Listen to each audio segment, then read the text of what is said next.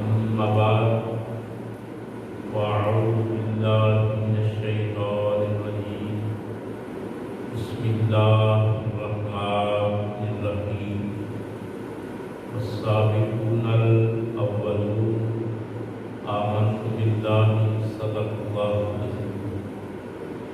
انتہائی عزت کے لائق سامعین کرام، حمد باری تعالیٰ کے بعد تمامی احباب انتہائی محبت کے ساتھ دانائے سبل ختم الرسل مولائے کل نور مجسم شفیع معظم رحمت عالم سید القونین حسنین کے نانا سیدہ کے بابا امت کے غمگسار مظہر جمال خدا صاحب خدا سید الثقلین احمد مجتبیٰ جناب محمد مصطفیٰ صلی اللہ تعالیٰ علیہ وآلہ وسلم کی بارگاہ قدسیہ میں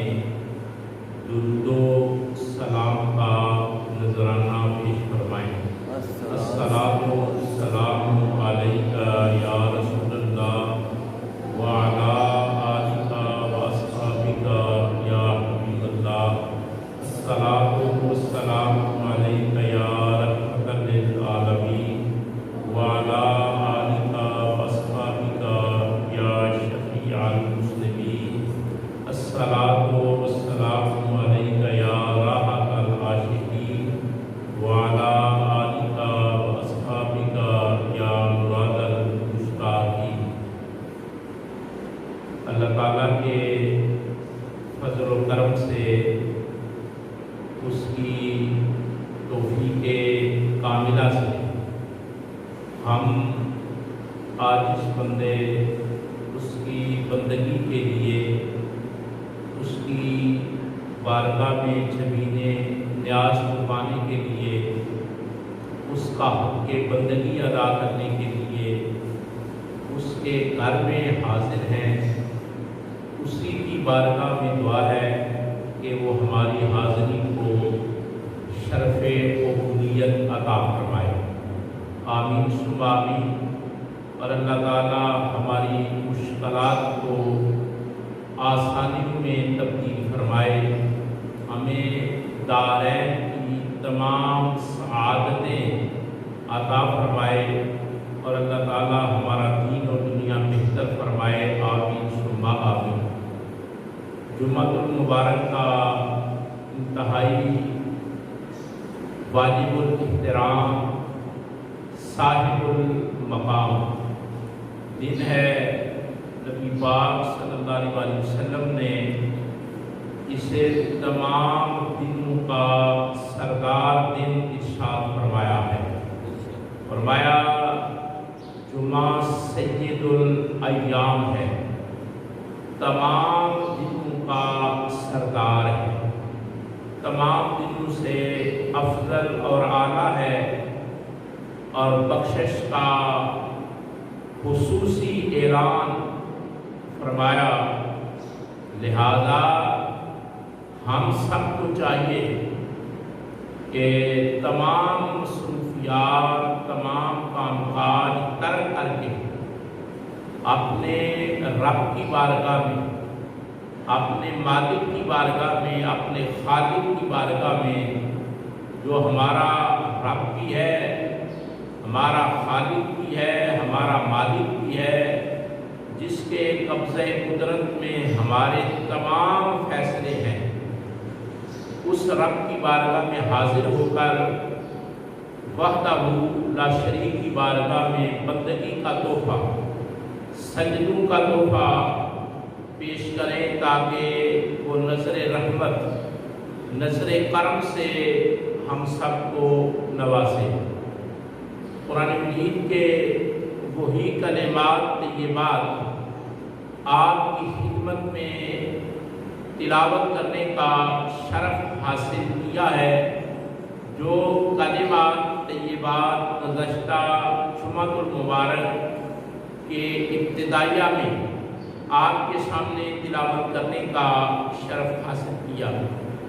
ارشاد باری تعالیٰ ہے والسابقون الاولون، اللہ تعالیٰ نے صحابہ کرام کی جماعت کو وہ خوش نصیب، وہ بخت کے سکندر جن کو اللہ کا رسول، رسولوں کا رسول، کائنات کا امام اپنے سر کی آنکھوں سے بحالت ایمان دیکھنے کا شرف نصیب ہوا، ان میں کلاسیفیکیشن کرتے ہوئے، درجہ بندی کرتے ہوئے، فضیلت اور مرتبت کے لحاظ سے ان کی شان اور مقام کو بیان کرتے ہوئے اللہ تعالیٰ نے وہ خوش نصیب جو سب سے پہلے ایمان لائے، جن کو یہ سعادت نصیب ہوئی کہ ایمان کی دولت حاصل کریں، سرکار دو عالم صلی اللہ علیہ وسلم کا کلمہ پڑھیں،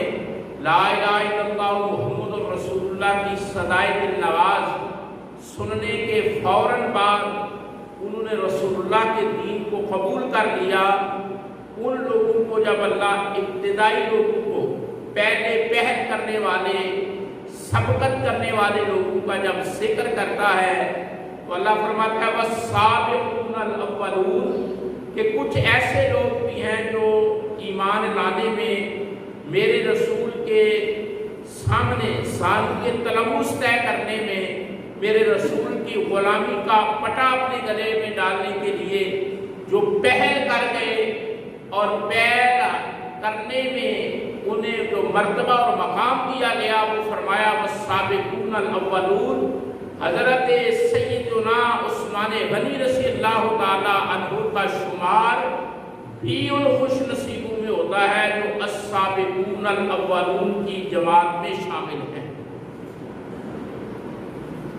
علماء فرماتے ہیں وہ 40 لوگ ہیں، ان میں چوتھے نمبر پر اسلام قبول کرنے کی سعادت، اسلام کی برکات، اسلام کی خیرات، اسلام کے فیوز و برکات، انوار و تجلیات سمیٹنے کی سعادت جس خوش نصیب کو حاصل ہوئی ہے، ان کا نام نامی اسم گرامی حضرت سیدنا عثمان غنی رضی اللہ تعالی عنہ ہے۔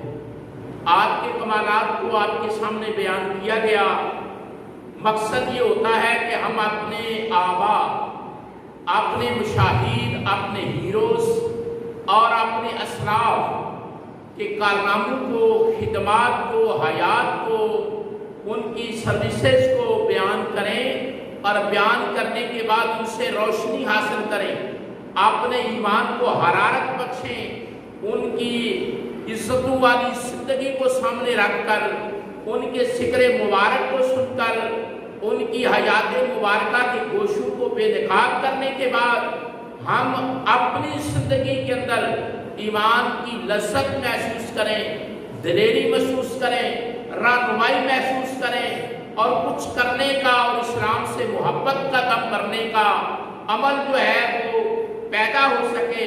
تو جب ہم سیدنا عثمان غنی رضی اللہ تعالی عنہ کا ذکر پاک کرتے ہیں تو وہ جملہ جو آپ نے اسلام قبول کرنے کے فوراً بعد کہا، اگر وہ جملہ ذہن نشین ہو جائے، وہ نوید جاں فضا، وہ روح کو تازگی بخشنے والا، وہ جگر کو تازہ کرنے والا، حوصلوں کو بلند کرنے والا، انسان کو شجاعت کے جوہر عطا کرنے والا، وہ جملہ بڑا بے مثال ہے کہ جب آپ نے کلمہ پڑھ لیا، آپ کی چچا نے آپ کو باندھ دیا، باندھ دیا، جکڑ دیا، کہا یہ تم نے کیا کیا ہے؟ کلمہ پڑھ لیا ہے، ایک نیا دین قبول کر لیا ہے، یہ کیا کر رہے ہو؟ مارا، باندھا۔ چچا تھے، فیملی کے بزرگ تھے، انہوں نے دعوے سے باندھا بھی، مارا بھی، اور اسلام کے راستے سے، صراط مستقیم سے ہٹانے کے لیے، نور اسلام سے دور کرنے کے لیے، برکات رسول سے محروم کرنے کے لیے بڑا دباؤ ڈالا، سزائیں تجویز کی، لیکن جب گفتگو ہوئی تو آپ نے جو جملہ ارشاد فرمایا، آپ کی زبان سے جو لفظ نکلا، قیامت تک کے لیے لوگوں کو نور، روشنی، ہدایت، جرأت، حوصلہ، ہمت، کرامت، استقامت عطا کرے گا۔ آپ نے فرمایا چچا جان میرے جسم سے روح نکل سکتی ہے لیکن رسول اللہ کے دامن کو نہیں چھوڑا جا سکتا۔ فرمایا چچا جان میرے جسم سے روح نکل سکتی ہے، یعنی موت آ سکتی ہے، میں مر سکتا ہوں، جسم سے روح جدا ہو سکتی ہے، لیکن رسول اللہ سے جدائی ممکن نہیں، سرکار کو چھوڑنا ممکن نہیں، غلامی رسول کو ترک کرنا یہ ہو نہیں سکتا۔ تو اتنا خوبصورت جملہ اسلام قبول کرنے کے فوراً بعد یہ عطا کر دینا، اپنا نظریہ، اپنا موقف، اپنا آئیڈیا اس کو سرے عام بیان کرنا اور چچا کے سامنے اس کا برملا اظہار کرنا۔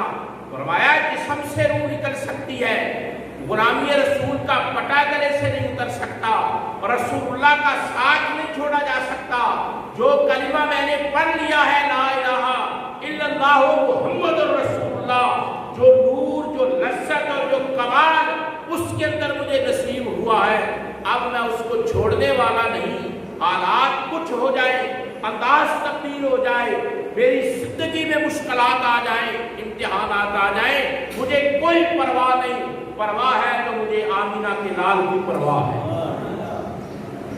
آغاز میں یہ انداز اور یہ ہمایوں جملہ اور یہ نور اور ہدایت سے مالا مال چھوٹا سا جملہ، فرمایا روح نکل سکتی ہے جسم سے، رسول اللہ کو نہیں چھوڑا جا سکتا۔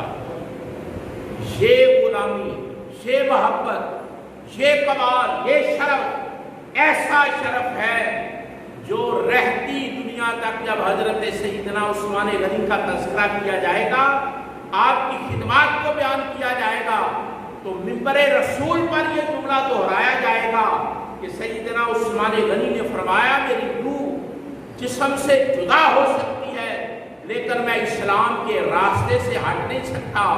یہ جرأت، یہ ہمت، یہ کمال اور یہ ارادے کی پختگی اور یہ مستحکم نیت اور ارادہ یہ بتاتا ہے کہ یہ ایسے لوگ تھے جن کو اللہ نے روز ازل سے اسلام کے لیے چنا ہوا تھا، پہلے دن سے اللہ نے ان کو چنا ہوا تھا۔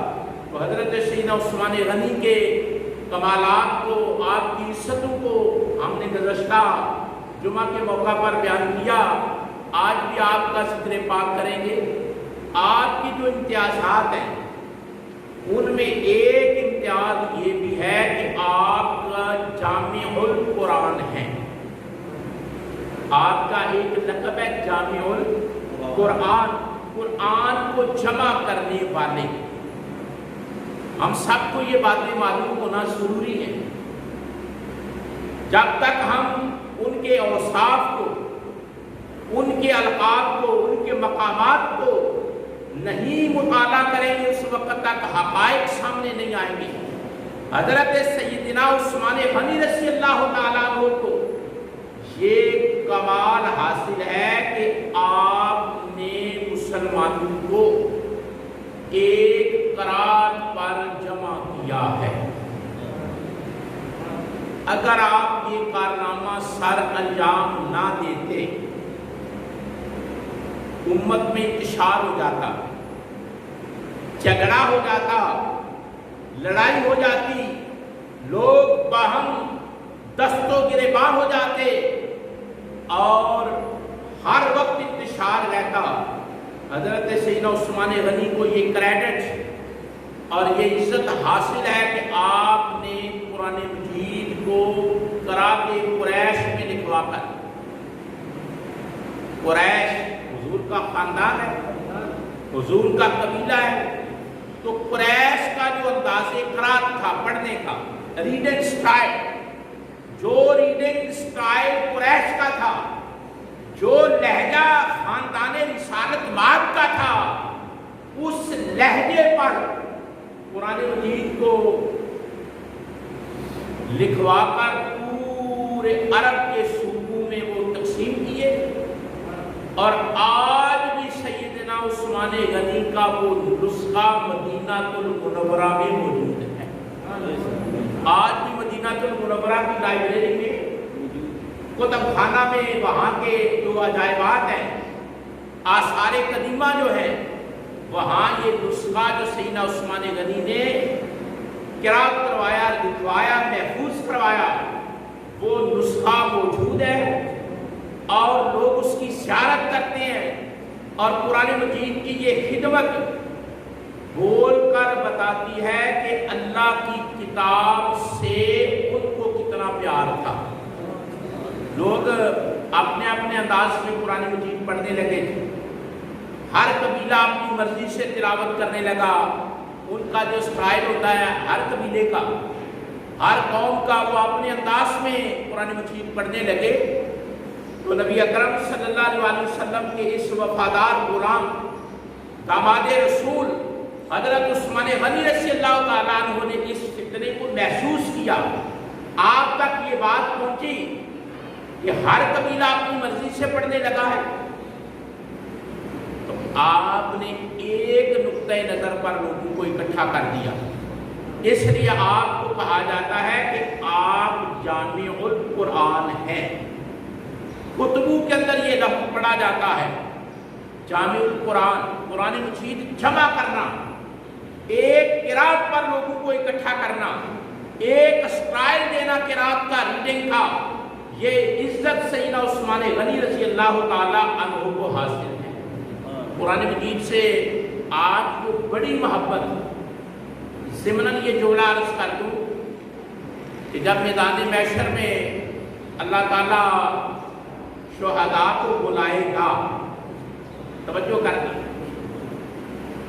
میدان محشر میں اللہ شہداء کو، سیدنا عثمان غنی شہید ہے، آپ کو رتبہ شہادت نصیب ہوا ہے، اور آپ شہید قرآن ہیں۔ میدان محشر میں جب بلایا جائے گا شہداء کو، شہید ہونے والوں کو، جو ملک کے لیے، قوم کے لیے، اسلام کے لیے، رسول اللہ کے لیے، خدا کے لیے جانے نذرانے کی ہوں گی، وہ جب لوگ بلائے جائیں گے نا، تو کوئی شہید کہے گا کہ میرے خون کی گواہ کربلا کی مٹی ہے، کوئی کہے گا بدر کا میدان میرے لہو کا گواہ ہے کہ میرا لہو اللہ تیری رضا کے لیے بدر کے میدان میں گرا تھا، کوئی کہے گا کربلا کی ریت پر میرا لہو گرا تھا، کوئی کہے گا جنگ احد کے دوران یا اے پروردگار میرا لہو گرا تھا، کوئی کہے گا حنین کے موقع پر میرا لہو گرا تھا، کوئی کہے گا پاکستان بنانے کے لیے میرا لہو گرا تھا، کوئی کہے گا کشمیر بچانے کے لیے میرا کشمیر کی سرزمین پر لہو گرا تھا۔ جب شہداء کو آواز دی جائے گی، شہداء خدا کی بارگاہ میں آئیں گے اور آ کر بتائیں گے کہ میں کربلا کا شہید ہوں، میرا لہو کربلا کی ریت پر گرا تھا، میں بدر کا شہید ہوں، میرا لہو بدر کی زمین پر گرا تھا، میں تبوک کا شہید ہوں، میرا خون میدان تبوک میں گرا تھا۔ اس وقت جب سیدنا عثمان غنی کو بلایا جائے گا، آپ کہیں گے مولا میں قرآن کا شہید ہوں، میرا لہو قرآن پر گرا تھا۔ آپ کا لہو کا پہلا قطرہ شہادت کا قرآن پر گرا ہے۔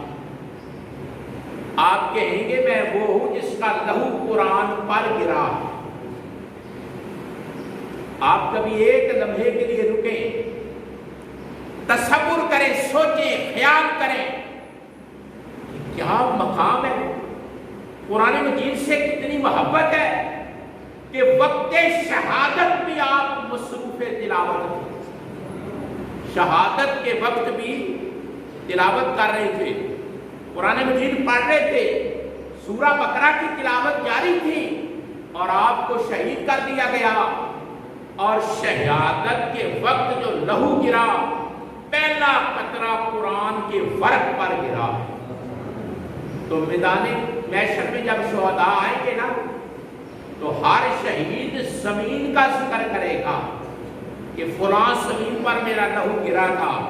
سیدنا عثمان غنی کہیں گے اے اللہ میرا لہو قرآن کے ورق پر گرا۔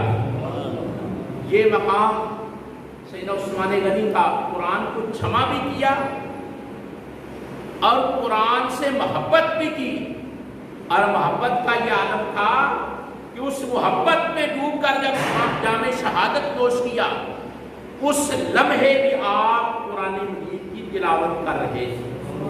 اور یہ بات میں آپ کی خدمت میں عرض کروں، 40 دن تک سیدنا عثمان غنی پر پانی بند رہا ہے۔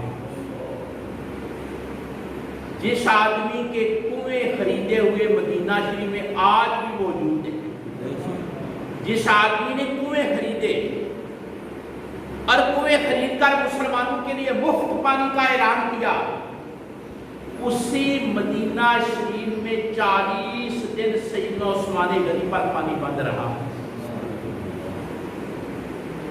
کربلا والوں پر کتنے دن پانی بند رہا؟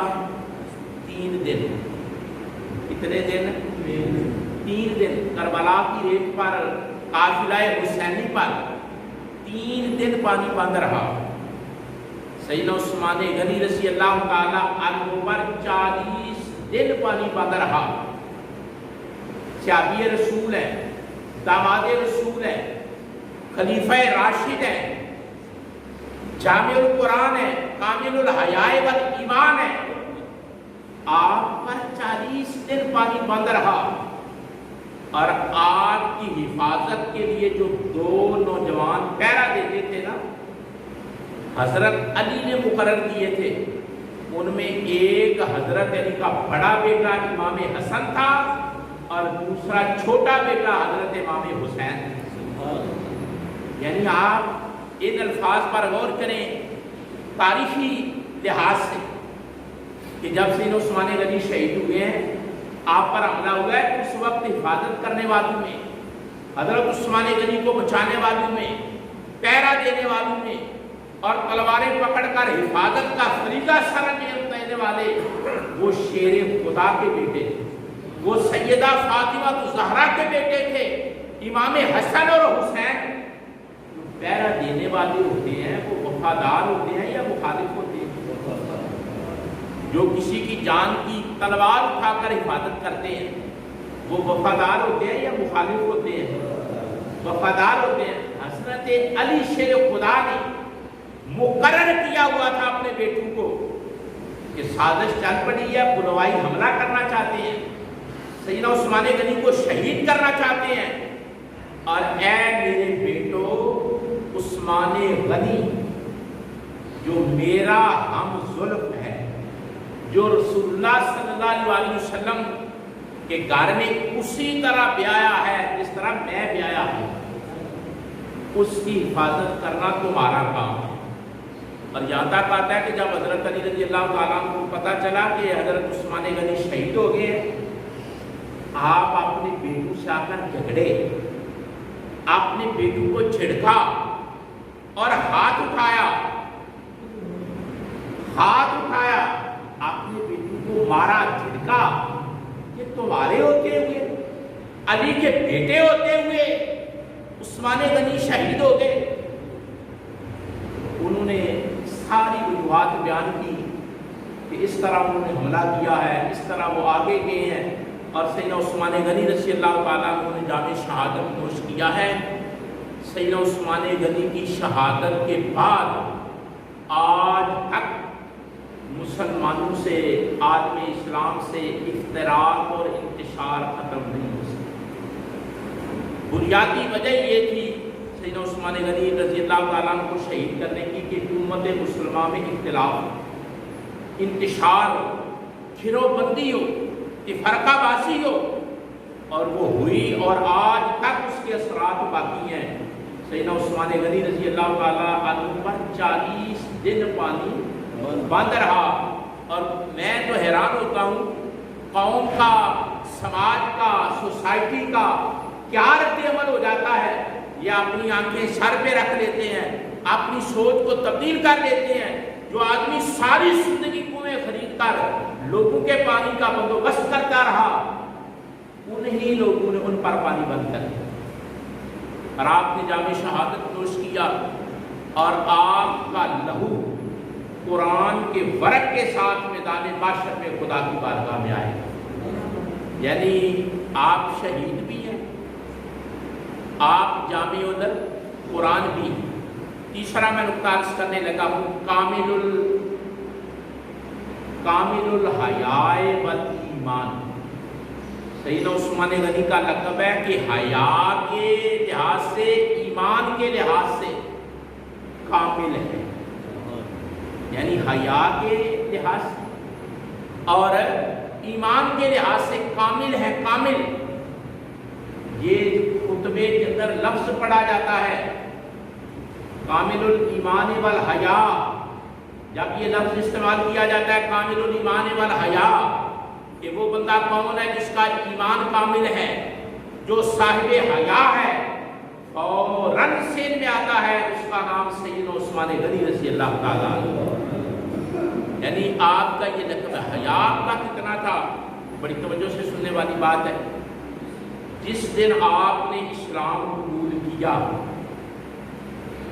اور رسول اللہ صلی اللہ علیہ وسلم کے ہاتھ میں ہاتھ دیا، توجہ، آپ نے اسلام قبول کیا اور اپنا دایاں ہاتھ رسول اللہ صلی اللہ علیہ وسلم کے ہاتھ میں دیا، غلامی کا اقرار کیا اور یہ اعلان کیا کہ آج کے بعد میں آپ کا غلام ہوں، جو پیغام آپ عطا کریں گے اس پیغام کو میں قبول کروں۔ اس کے بعد ساری زندگی سیدنا عثمان غنی نے شہادت کے دن تک اپنا دایاں ہاتھ اپنی شرمگاہ کو نہیں لگایا اور خود فرمایا کہ جب سے میں نے رسول اللہ کے ہاتھ میں اپنا دایاں ہاتھ دیا ہے، میں نے اپنا ہاتھ اپنی شرمگاہ کو نہیں لگنے دیا کہ یہ ہاتھ خدا کے رسول کے ہاتھ میں آ گیا۔ حیا کا تقاضا دیکھیں، مقام دیکھیں، احتیاط دیکھیں، پاکیزگی دیکھیں، خیال کی صفائی اور ستھرائی دیکھیں۔ شریعت کے لحاظ سے یہ منع نہیں، دایاں ہاتھ اگر آپ کی شرمگاہ کو لگ جاتا ہے تو یہ منع نہیں ہے، لیکن محبت، عقیدت، پیار رسول اللہ سے، شان رسول اللہ کی، خود فرماتے ہیں، کہتے ہیں ماں مسیح تو ساری زندگی میں نے اپنا ہاتھ بس نہیں کیا شرمگاہ سے کہ یہ ہاتھ اتنی شان والا ہو گیا ہے کہ یہ ہاتھ رسول اللہ کے ساتھ وابستہ ہو گیا ہے۔ اب میں نے اس ہاتھ کی حفاظت کی اور ساری زندگی اپنے ہاتھ کو نجاست سے بچا کر رکھا اور حفاظت کی کہ یہ ہاتھ تو میں نے رسول اللہ کے ہاتھ میں دیا ہے۔ یہ حیا ہے۔ آپ کے بارے میں حضور نے فرمایا کہ عثمان سے میں حیا نہ کروں۔ حضور اپنے گھر میں لیٹے ہوئے تھے، بڑی معروف بات ہے، مشہور حدیث ہے، میں ویسے آگے جانا چاہتا ہوں، اشارہ تھا، آپ لیٹے ہوئے تھے، حضور نے تہبند باندھا ہوا تھا، سرکار لیٹے ہوئے تھے اور تہبند مبارک باندھا ہوا تھا، حضور تہبند باندھتے تھے تو سیدنا ابوبکر صدیق آئے، آپ لیٹے رہے اور آپ کا جو تہبند تھا نا پنڈلی سے تھوڑا سا، یہ پنڈلی یہ جگہ حضور کی ننگی تھی، تہبند مبارک باندھا تھا اور ایک پنڈلی مبارک یہاں سے یہ جگہ ننگی تھی۔ سیدنا صدیق اکبر آئے، آپ لیٹے رہے، ہلے نہیں، انہوں نے سلام کیا، حضور کی بارگاہ میں بیٹھ کے حضرت عائشہ رضی اللہ تعالیٰ عنہا ام المومنین آپ فرماتی ہیں حضرت عمر آئے، حضور لیٹے رہے، لیکن اتنے میں سیدنا عثمان غنی آئے۔ جیسے ہی سیدنا عثمان غنی آئے، سرکار اٹھے اور اپنے تہبند کو سیدھا کرنا شروع کر دیا۔ پوچھا کہ اللہ کے رسول صدیق اکبر آئے، آپ لیٹے رہے، فاروق اعظم آئے، آپ لیٹے رہے، عثمان غنی آئے ہیں، آپ نے جھٹکا لیا ہے، اٹھے ہیں اور آپ نے تہبند کو سیدھا کیا ہے، پنڈلی کو ڈھانپ لیا ہے۔ تو فرمایا میں اس سے حیا نہ کروں جس سے فرشتے بھی حیا کرتے ہیں، یعنی یہ شان مقام حیا دیکھیں، فرمایا میں اس سے حیا نہ کروں فرشتے بھی یعنی ملائکہ بھی سیدنا عثمان غنی سے، فرشتے جس سے حیا کریں اسے عثمان غنی کہتے ہیں۔ آپ کا لقب جو میں آپ کی خدمت میں عرض کر رہا ہوں وہ ہے کامل الایمان والحیا، کامل الایمان والحیا، کہ حیا اور ایمان کے لحاظ سے مکمل شخصیت۔ اللہ نے حیا ایمان کے شعبوں میں سے شعبہ ہے۔ یہ چلو میں سمن تھوڑا سا اس کو کھول دیتا ہوں۔ حیا جو ایمان کے حصے ہیں نا، حضور نے فرمایا 72 حصے ہیں ایمان کے، 72 یا 73 سرکار نے حصے بیان فرمائے، فرمایا ان میں سے ایک حیا ہے۔ حیا فرمایا ایمان کے حصوں میں سے ایک، جس آدمی میں حیا نہیں نہ ہوتا اس میں ایمان نہیں ہوتا۔ بات سمجھ آ رہی؟ سہم جاتے ہو جب کوئی ایسی بات آتی ہے جو اپنی زندگی میں لانے کی ضرورت ہے، جس کی طبیعت میں حیا نہیں ہوتا، حضور نے فرمایا الحیاء من الایمان، حیا ایمان سے، حیا ایمان سے ہے۔ اور ایک روایت میں آتا ہے حیا ایمان ہے۔ حیا جب آدمی کی طبیعت سے حیا ختم ہوتا ہے نا، بڑی گہری بات کرنے لگا ہوں، جب آدمی کی طبیعت سے حیا ختم ہوتا ہے، اذا مات الحیا، جب حیا مر جاتا ہے، زیور کی حیثیت رکھتا ہے، ایمان کو چمکاتا ہے حیا۔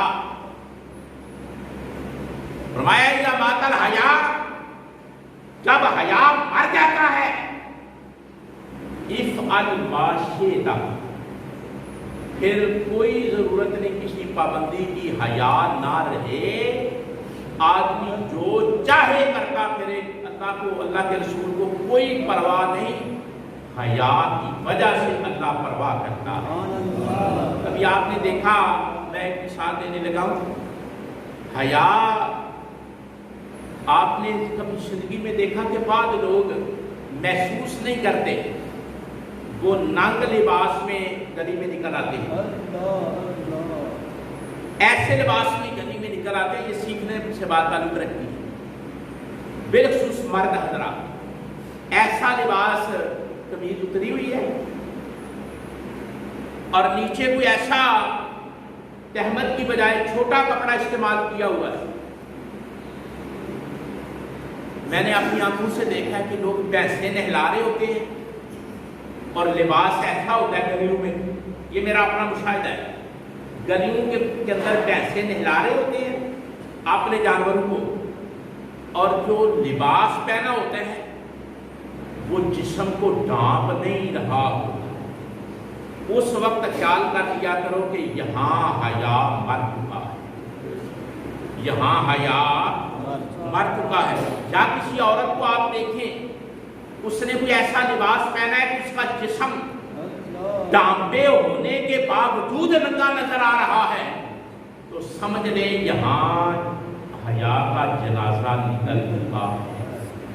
یہ بات میں نے اس لیے عرض کی ہے کہ آپ سوسائٹی میں دیکھ سکتے ہیں کہ حیا کہاں مرا ہے۔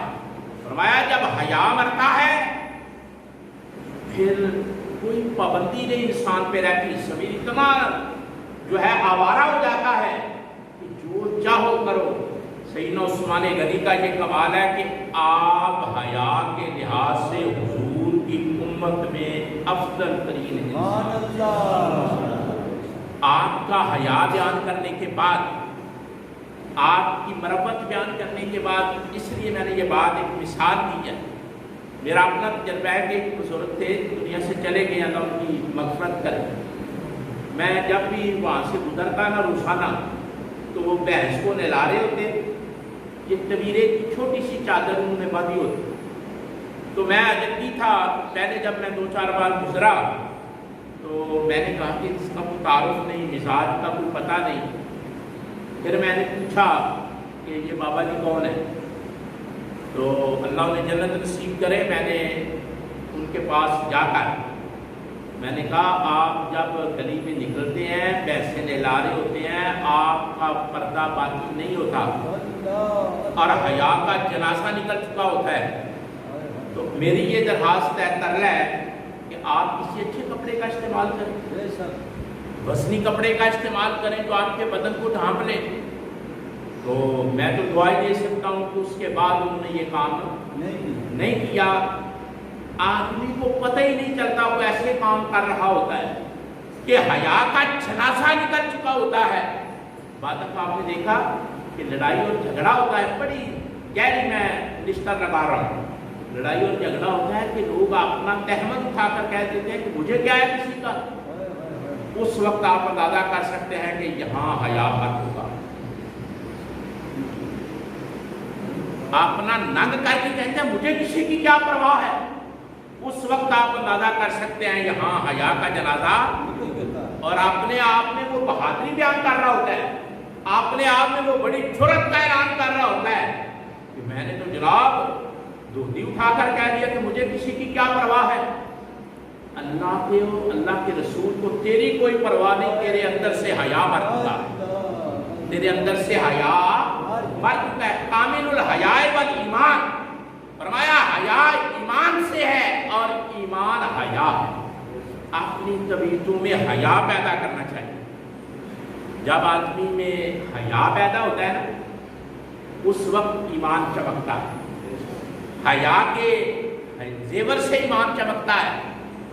آپ اپنی زندگی میں یہ کوشش کریں کہ حیا والی طبیعت ہو, آپ کی طبیعت میں حیا ہوگا, آپ کا اندر سے ایمان خوشبودار ہوگا اور آپ اپنے گھر میں بھی باہر میں بھی خوشی محسوس کریں گے کہ اللہ تعالیٰ نے مجھے حیا والی طبیعت عطا کی. سیدنا عثمان غنی رضی اللہ تعالیٰ عنہ کہ جو وصف میں نے آپ کو بیان کیا ان میں ایک وصف یہ ہے کہ آپ کا لقب ہے سفیر مصطفیٰ صلی اللہ علیہ وسلم. سفیر مصطفیٰ, سفیر امبیسڈر, کہ حضرت سیدنا عثمان غنی کو یہ اعزاز حاصل ہے کہ حضور نے اپنا نمائندہ بنا کر دشمنوں کے پاس بھیجا کہ جو میرا موقف ہے وہی عثمان کا موقف, جو عثمان کرے گا میں محمد اس کو قبول کروں گا.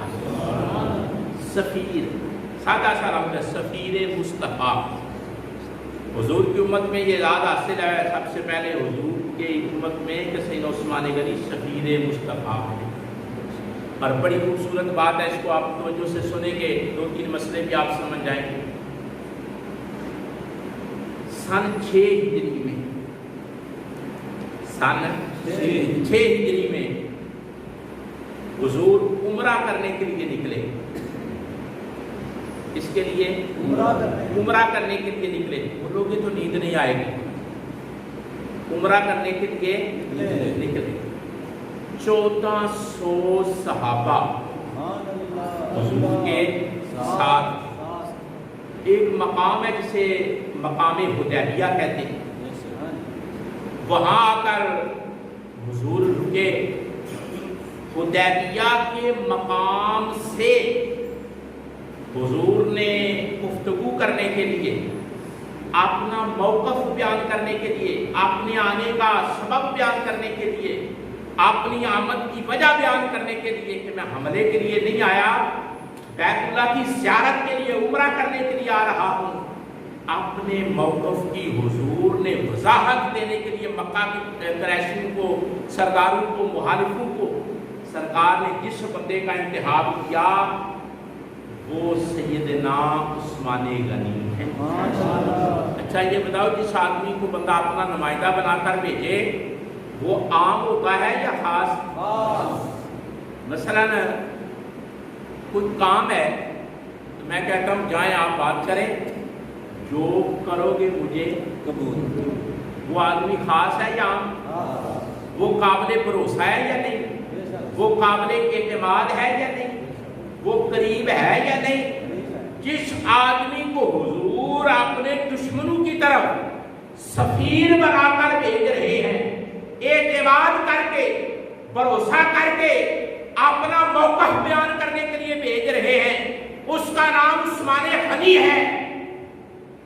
اس آدمی کے بارے میں اگر کوئی آدمی 1400 سال بعد کہے کہ نہیں وہ مخلص نہیں تھے، ایسی سوچ پر لاکھ لعنت، ایسی سوچ پر لاکھ لعنت کہ جس آدمی کو یہی تاریخ کا یہی سبق پتہ نہیں کہ حضور نے ان پر اعتماد کتنا کیا۔ اب توجہ کریں، جب سیدنا عثمان غنی سفیر بن کر گئے نا، جا کر آپ کا وطن تھا سیدنا عثمان غنی کا، مکے میں پیدا ہوئے تھے، وہاں گئے، آپ کے رشتہ دار تھے وہاں، لیکن کوئی چیز سامنے نہیں تھی سوائے اس کے کہ میں غلام رسول، میں غلام رسول، کوئی پرواہ نہیں۔ رشتہ داروں نے بڑا کہا کہ کیا کریں، انہوں نے ہمارا رشتہ دار بھیج دیا ہے، ہماری برادری کا بندہ بھیج دیا ہے، نمائندہ بن کر وہ آ گیا ہے تو ہم میں سے ہے، ہم اس کے ساتھ کیا کریں؟ سیدنا عثمان غنی نے سارا موقف حضور کا بیان کیا کہ حضور کو حملہ کرنے کے لیے نہیں آئے، حضور کا کوئی سیاسی مقصد نہیں، حضور صرف عمرے کے لیے آ رہے ہیں اور میں ان کا نمائندہ بن کر تمہیں بتانے کے لیے آیا ہوں کہ وہ قول کتنے سچے اور پکے ہیں کہ حالات کچھ بھی ہوں وہ اپنی بات سے پیچھے نہیں ہٹتے، ہمارا کوئی مقصد نہیں، ہم صرف اور صرف اللہ کے گھر کی زیارت کے لیے آ رہے ہیں۔ یہ موقف تھا، لڑائی کوئی موقف نہیں، حملہ کوئی موقف نہیں۔ انہوں نے سیدنا عثمان غنی کی بات کو سنا۔ اس وقت سیدنا عثمان غنی نے جو تہمت باندھا ہوا تھا، میری طرف توجہ رکھیں، جب سفیر بن کر گئے سیدنا عثمان غنی نے تہمت باندھا ہوا تھا، اور سیدنا عثمان غنی کا جو پیٹ ہے نا یہ تھوڑا سا آگے بڑھا ہوا، سیرت کی کتابیں پڑھیں، کلیہ پڑھیں، سیدنا عثمان غنی کا چہرہ، تو چہرے کے بارے میں یہ ہے کہ حضور نے فرمایا کہ عثمان کو دیکھو تو ابراہیم یاد آتے ہیں، حضرت ابراہیم، یہ چہرے کا۔ اور حضرت اسامہ نے یہ فیصلہ دیا ہے، میں جملے عرض کر رہا ہوں، بات کو بولتے ہیں۔ حضرت اسامہ نے، حضور نے سالن دے کر بھیجا سیدنا عثمان غنی کے گھر، اپنی بیٹی کے گھر حضور نے سالن دے کر بھیجا۔ تو جب حضرت اسامہ واپس آئے تو حضور نے پوچھا گئے تھے سالن دے آئے؟ عرض کی یا رسول اللہ سالن دے آیا۔ فرمایا بتاؤ میری بیٹی کے گھر گئے تھے، کیا حالات ہیں وہاں کے؟ تو ان حضرت اسامہ نے کہا یا رسول اللہ آسمان کے نیچے اتنا خوبصورت جوڑا میری آنکھوں نے نہیں دیکھا، اتنا خوبصورت جوڑا میری آنکھوں میں نہیں دیکھا۔ یہ فیصلہ حضرت اسامہ کا ہے جن کو حضور نے اپنا بیٹا بنایا ہوا تھا۔ بہرحال عرض کر رہا ہوں کہ جب سفیر بن کر گئے، موقف بیان کیا، پہلی بات یہ جو عرض کرنے لگا ہوں فقہی مسئلہ بھی ہے، آپ کا پیٹ آگے بڑھا ہوا تھا، سیدنا عثمان غنی کا پیٹ آگے نکلا ہوا تھا۔ جب تہمت باندھتے تھے نا تو لٹک جاتا تھا، اس لیے کہ اوپر باندھتے تھے۔ تہمت کا یہ اصول ہے کہ اگر یہ کمر کے حصے پر باندھا جائے تو کھڑا رہتا ہے، پیٹ کے اوپر باندھا جائے تو حرکت کرنے سے تہمت گر جاتا ہے۔ آپ نے تہمت اوپر باندھا ہوا تھا، آپ مسئلہ سمجھ رہے ہیں نا، تہمت کو اوپر باندھا ہوا تھا اور آپ کے یہ ٹخنے ننگے تھے، گٹے، یہ ٹخنے ننگے تھے۔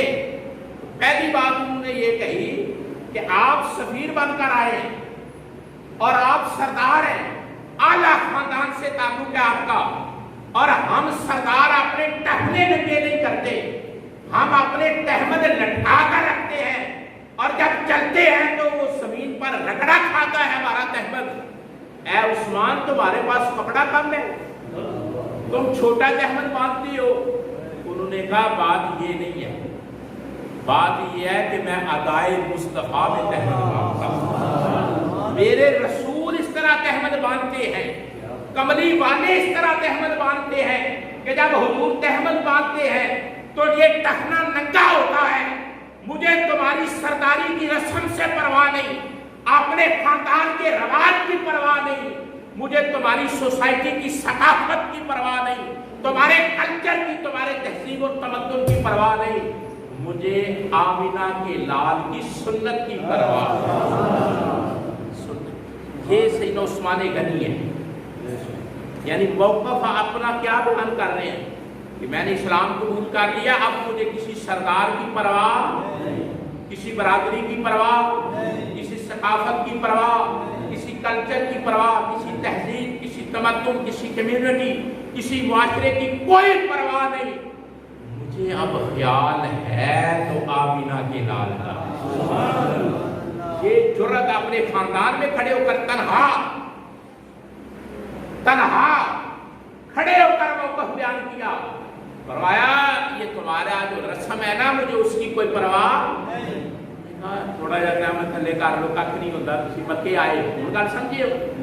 آپ نے فرمایا بے شک میں مکے آیا ہوں، اپنے خاندان میں آیا ہوں، رشتہ داروں میں آیا ہوں، لیکن مجھے فکر حضور کی سنت زندہ کرنے کی، کوئی اور فکر ہے؟ ایک بات انہوں نے کہا کہ حضور عمرہ کرنے کے لیے آ رہے ہیں، انہوں نے کہا دیکھیں ہم عمرہ نہیں کرنے دیں۔ مکے کے لوگوں نے کہا کہ ہمارا وقت یہ ہے کہ ہم ڈر رہے ہیں۔ کس سن میں عمرہ کرنے کے لیے حضور نکلے تھے؟ سن ماشاءاللہ، سن 6 ہجری، اور بدر کا مارکا ہو چکا تھا، احد کا مارکا ہو چکا تھا۔ انہیں پتا تھا کہ یہ شیر جب کچھاروں سے نکلتے ہیں تو کیا کرتے ہیں۔ بدر دیکھ چکے تھے، احد دیکھ چکے تھے، غزوات دیکھ چکے تھے، بہادری کے کمالات دیکھ چکے تھے۔ ان کا ہمیں ڈر لگتا ہے 1400 بندہ ہے اور وہ آئے، کوئی اور میدان نہ سج جائے، ہم انہیں عمرہ نہیں کرنے دیں۔ اے عثمان کو جو، اے عثمان آپ بیت اللہ کی زیارت کر لیں، آپ بیت اللہ کی زیارت، اللہ کے رسول کو ہم زیارت نہیں، سرکار کے بارے میں کہا کہ انہیں ہم یہاں مکے میں آنے، لیکن آپ آئے ہیں، ہمارے رشتہ دار ہیں، بلڈ ریلیشن ہے، برادری ہے، آپ سردار ابن سردار ہیں، آپ بیت اللہ کا طواف کر لیں۔ یہ بات ادھر ہو رہی تھی، توجہ رکھنا ذرا، یہ بات ادھر ہو رہی تھی مکے میں، اور ادھر حدیبیہ کے مقام پر صحابہ کہہ رہے تھے یا رسول اللہ بڑا سفر کیا ہے، مدت ہو گئی اپنے وطن کو چھوڑے، مکہ کو ترک کیے ہوئے، اب ہمارا جی بھی چاہتا ہے عثمان طواف کر لیں گے، وہ گئے ہیں ہم رہ جائیں گے۔ حضور فرما رہے تھے سن لو، میرے بغیر عثمان طواف نہیں کرے، میرے بغیر عثمان طواف۔ ادھر حضور حدیبیہ کے مقام پہ فرما رہے ہیں، صحابہ کو تاریخ کی کتابیں پڑھے، حدیث کی کتابیں، حضور فرما رہے تھے میرے بغیر عثمان طواف بیت اللہ نہیں کرے گا، اور ادھر مکہ میں کھڑے ہو کر، مکہ کی چدراہٹ میں تنہا کھڑے ہو کر سیدنا عثمان غنی فرما رہے تھے تم کہہ رہے ہو بیت اللہ کا طواف کر لو، رسول اللہ کے بغیر مجھے بیت اللہ کا طواف منظور نہیں، حضور کے بغیر ہے طواف، تو گناہ تو نہیں، بیت اللہ کا طواف ہے، لیکن وہ طواف جو حضور کو چھوڑ کر ہو، توجہ کریں، وہ نماز جو حضور کو چھوڑ کر ہو، جو چیز حضور سے کٹ کر ہو، ہاں وہ عبادت ہی کیوں نہ ہو، خدا قبول نہیں کرتا، خدا اس چیز کو قبول کرتا ہے جہاں اس کے نبی امام بن کے کھڑا ہوتا۔ آپ نے سیدنا عثمان غنی نے مکہ میں کہا کہ میں حضور کے بغیر طواف نہیں کروں گا، اور ادھر تو حدیبیہ کے مقام پر حضور نے فرمایا عثمان میرے بغیر طواف نہیں کرے۔ ایک جملہ پوچھ سکتا ہوں، بولی ایک ہے کہ نہیں؟ سیدنا عثمان غنی کا سین اور ادھر حضور کا جملہ، فرمایا میرے بغیر عثمان طواف نہیں کرے، اور ادھر سیدنا عثمان غنی نے کیا کہا کہ میں حضور کے بغیر طواف نہیں کروں۔ تیسری بات، رزلٹ آپ خود نکال لیں، دانا لوگ سیانے آدمی ہو۔ تیسری بات بڑی توجہ سے، خبر پھیل گئی، دشمنوں نے پراپیگنڈا کیا، افواہ پھیلا دی کہ عثمان شہید ہو گئے، आसमान बात हुजूर तक पहुंची। सहाबा ने आकर कहा, या रसूल अल्लाह, खबर सुन रहे हैं कि उस्मान गनी सफ़ीर बनकर गए। पूरी दुनिया का ये कानून है कि सफ़ीर पर हमला नहीं किया जाता, सफ़ीर को छेड़ा नहीं जाता। और ये साबिते सबसे खूबसूरत जिस हस्ती ने बयान किए हैं वो मेरे और आपके नबी, मेरे और आपके नबी ने। हुजूर ने फरमाया, अच्छा अगर ये अफवाह है, तवज्जो रखेंगे, बड़ा खूबसूरत नुक्ता की खिदमत में अर्ज़ करूं, अगर ये अफवाह सही है कि उस्मान शहीद हो गए हैं, आप बता रहे हो आकर मुझे कि ऐसा हुआ है, तो हमें क्या करना चाहिए? हमें क्या करना चाहिए? फिर हमें हमारा राय अमल क्या होना चाहिए?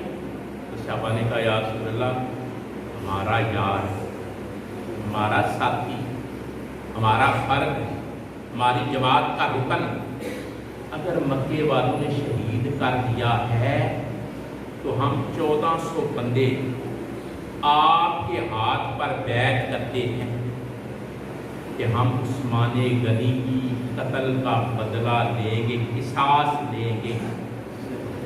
बैठ करते फरमाया, ठीक है। इस मसले को कुरान ने बयान किया है, कुरान मजीद में ये मसला सारा बयान हुआ है। अल्लाह ने उस दरख्त का भी कुरान में जिक्र किया है जिस दरख्त के नीचे हुजूर ने बैठ, कीकर का दरख्त था, कीकर कपूर, कीकर का दरख्त था जिसके नीचे हुजूर बैठे।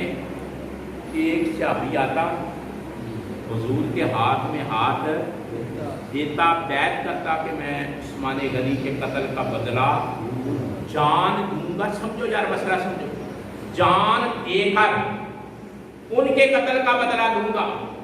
1400 सहाबा ने बैत की, हुजूर बैत ले रहे हैं, दरख्त के नीचे बैठे हैं, आने वाले आते हैं, बैत किस बात में ले रहे हैं कि अल्लाह के रसूल, हम आपसे वादा करते हैं, उस्मान गनी हमारे सफीर बनकर गए हैं, अगर वो शहादत पा गए हैं, कत्ल हो गए हैं, हम आपके हाथ में हाथ देते हैं और बैत करते हैं कि हम उनके कत्ल का बदला लें।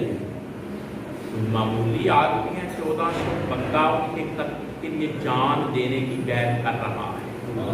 गौर करो ना जरा, 1400 ऐसे तेरे परया पै जे ना ते न्याय में एक बंदे का कि वो बंदा न्याय दे जी, तो फिर असी तुहाडी जान छड्डांगे। सारी कौम वेखदी नज़ारा, ਉਹਦਾ ਨਿਆਂ ਮਿੱਥਿਆ ਤੇ ਨਿਆਂ ਹੀ ਉਹਦਾ ਵਿੱਚ ਛੱਡਦੇ ਨੇ ਜਿਹੜਾ ਦੀਨ ਦੁਨੀਆ ਤੋਂ ਗਿਆ ਹੁੰਦਾ। 1400 बंदे ने हुजूर के हाथ में बैठ, हाथ में हाथ, किस बात पर कि हम बदला जान देंगे, उस्मान के कत्ल का बदला। जब सारे सहाबा बैठ कर चुके ना, तो जो मेरी तरफ से, तो हुजूर ने यह अपना हाथ जो है ना, अपना हाथ अपने हाथ पर रखा। हुजूर ने अपना हाथ अपने हाथ पर रखकर जब सहाबा आते हो वो हुजूर के हाथ में हाथ देते, हुजूर बैठ करते। 1400 सहाबा ने बैठ कर ली। अब जब सारे बैठ कर चुके तो हुजूर ने अपना हाथ अपने हाथ पे रखकर फरमाया, ये मेरा हाथ नहीं, ये उस्मान का हाथ। नारे तकबीर, नारे रिसालत, नारे रिसालत, नारे तहकीक। तवज्जो से आपने मसला सुनना है। हुजूर ने फरमाया, ये मेरा हाथ हुजूर का था। तवज्जो करें, 1 मिनट के लिए कोशिश करें नींद को पीछे करने की। नींद के लश्कर आते हैं, जब मजा आता है ना तो ऐसा होता है। अब तवज्जो करें, हुजूर ने अपना हाथ अपने हाथ के ऊपर रखा और क्या फरमाया? फरमाया, लोगों सुन लो, तुम सब ने अपने हाथ मेरे हाथ में दिए और मैं अपना हाथ अपने हाथ पे रखकर ऐलान करता हूं, ये हाथ میرا نہیں عثمان کا ہاتھ. ایدا مہنا ایدا مطلب کی سی توجہ کرو. کام ہے کیا کہ مسئلہ سمجھا. حضور نے اپنا ہاتھ اپنے ہاتھ پہ رکھیا, ہاتھ حضور دا ہے. حضور فرما رہے نے اے ہاتھ میرا نہیں عثمان دا ہاتھ ہے. ایدا مطلب کی ہے؟ ایدا مطلب ہے کہ عثمان ہے. عثمان ہے. تسی اپنی محبت پہ بیعت کرتے ہو, عثمان نال اپنی محبت پہ ظاہر کرتے ہو کہ جان دیں گے, عثمان کا بدلہ لیں گے. میں عثمان کی طرفوں اپنا ہاتھ رکھ کے بیعت پیا کرنے کا مطلب علماء نے لکھا ہے کہ عثمان زندہ. اشارہ دے دیا کہ عثمان. ابو بکر جیسے لوگ مسکرا پڑے جب حضور نے فرمایا نا اے میرا ہاتھ نہیں عثمان کا ہاتھ ہے, حضرت ابو بکر مسکرائے. وہ کہا کیوں اسے ہو؟ فرمایا حضور نے عثمان کا ہاتھ آ کے رکھتے عثمان زندہ نے. اے افواہ اے افواہ. اب مسئلہ بھی آگے ہے. جب کملی والے نے اپنا ہاتھ اپنے ہاتھ کے اوپر رکھا, بس تقریر ختم ہونے لگی. اپنا ہاتھ حضور نے اپنے ہاتھ کے اوپر رکھا اور کہا یہ ہاتھ مجھ مصطفیٰ کا نہیں, یہ عثمان کا ہاتھ ہے. اب خدا بولا, فرمایا ید اللہ فوق ایدیہم. سونے اے ہاتھ جن عثمان کا ہاتھ کھا کے اے تیرا ہاتھ نہیں ہے, میرا خدا ہے. میں اپنا میرا ید اللہ فوق ایدیہم. اینا ہاتھاں ہوتے خدا دا, اینا ہاتھاں ہوتے. حضور نے اپنے ہاتھ کیا کہ اے کدا سے, اللہ نے حضور کے ہاتھ کیا کہ سونے تیرا نہیں. اجے بھی نہیں سمجھ آئی, اجے بھی سمجھ نہیں آئی. حضور پہ آتے نے میرا ہاتھ نہیں عثمان غنی کا ہاتھ ہے. اللہ پہ آتا ید اللہ فوق ایدیہم. ایسا تسی ہاتھ رکھے ہے نا, یہ تہاڈا نہیں ہے میرا ہاتھ. سرکار دے ہاتھ نوں رب نے اپنا ہاتھ آکھیا, تے سرکار نے اپنے ہاتھ نوں عثمان غنی دا ہاتھ آکھیا ہے. ہن جڑا وقت آکھے نا او تسی ہن جڑا ہیرا پھیری کرے نا سمجھو گل. اہل بیت دی محبت چاہ کے جڑا سید عثمان غنی نال میری اکھ نال ویکھے, اسی نا قرآن پڑھ. حضور نے اپنے ہاتھ نوں عثمان دا ہاتھ آکھیا تے اللہ نے کملی والے دے ہاتھ نوں اپنا ہاتھ. ہن تو فیصلہ کر پھر عثمان غنی کون ہے. سیدنا عثمان غنی کو اللہ تعالیٰ نے رتبہ عطا کیتا کہ جنہاں کے حضور نے اعتماد کیتا. ایسی کمپنی ہے نا, میں کھول کے گلا کرنا, مجھے کسی کا ڈر نہیں ہے کہ خبر رات میں جہے لوگ آتے ہیں نا اسی قرآن کو نہیں مانتے. میں دس نا وہ آتے ہیں 40 سپارے ایسی ٹیم ہے نا, سپارے 40 ہے, 10 عثمان غنی کی بکری کھا گئی. بکری تو مراد حضرت عثمان غنی کی بزدلی نہیں دے تھے, آتے ہیں کہ وہ بزدل سن. انہوں نے وہ قرآن جمع کیا ہے, جامع القرآن. قرآن پاک کے وجود دے منکر سیدنا عثمان غنی کی ساتھ بنا کے قرآن کا انکار کرتے ہیں. جہے قرآن کا انکار کرن سیدنا عثمان غنی یہ وجود ہے جب میں قرآن پڑھتے ہیں نا, اے قرات جمع کیتا ہے سیدنا عثمان غنی نے. کتابی شکل سے اگر قرآن وجود ہے نا, کتابی شکل سے پھیریاں پہ بیچتے ہیں. ایک اور مسئلہ یہ ذہن کے رکھ دو, اے جڑے آتے ہیں نا پرانے دیکھ لو تے نویں لے لو, انہوں نے فراڈ جناوے وہ قادیانیاں نہیں کی. میں تو اللہ دسیا ہونا کہ اے تسی وہ سیدھے سادے لوگ ہو, جڑا مرضی آ کے تھوڑے کو دانے کٹھے کر کے لے جائے. تا نہیں تسی جڑا مرضی آ کے تھوڑے قرآن کے نام تے آ کے کوئی مرضی کر کے ٹر جائے. اے جڑے اعلان کرتے ہیں نا آ کے مسجد چ بھی اسی پرانے لے جاندے تے نویں, وہ نسخیاں میں تحریف کر رہے, زیر زبر کی تبدیلی کر دیں. وہ بندہ جب پڑھ دے نا بھی مقام ایسے قرآن مجید جتنے زبر زیر کی تبدیلی ہو جائے بندہ کافر ہو جاتا ہے. بندہ کافر ہو زیر زبر کی تبدیلی نال بندہ, پھر وہ عقائد کے حوالے نال وہ لفظاں تبدیل کرتے ہیں. وہ قادیانیاں دا گروہ ہے.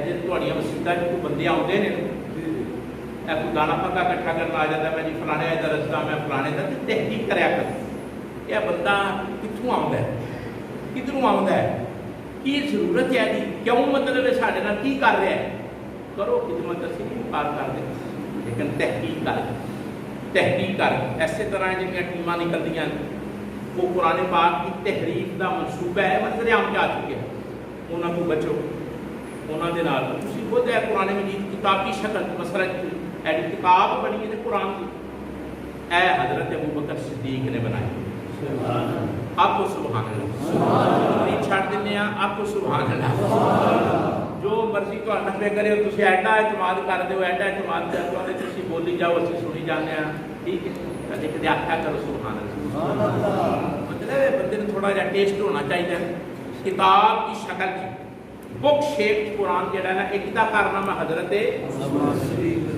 جی کتاب قرآن تو کتاب کی شکل چ لگتا ہے نا حضرت ابوبکر کا کارنامہ، مشورہ حضرت عمر کا مشورہ حضرت یعنی حضرت عمر نے آخیا کہ اے کام ہونا چاہیے 700 افراد شہید ہو گیا ہے، جی این شہادت ہوتی رہی تو قرآن مجید لہٰذا ان کتابی شکل چلایا ہوا، ابوبکر صدیق نے انکار کیا، پھر غور و فکر تو بات کیا حضرت زید بن ثابت صحابی سن، انہوں نے آخیا بھی تسی اکٹھا کر، حضرت زید بن ثابت وہ صحابی سن، انہوں نے کیا تسی اکٹھا کرو، ایک شرط رکھی کہ کم از کم 2 صحابی گواہی دین کہ اے آیت قرآن کی، پھر تسی کون چھان کر کے بورڈ بنیا، حضرت عمر مشورہ جتا، حضرت ابوبکر مان لیا، آج قرآن کتابی شکل دے اے جڑا پڑھن دا طریقہ ہے نا، قرآن پڑھن دا طریقہ ہے ہونے جس میں جواب ہونی قاری صاحب نے پڑھنا ہے،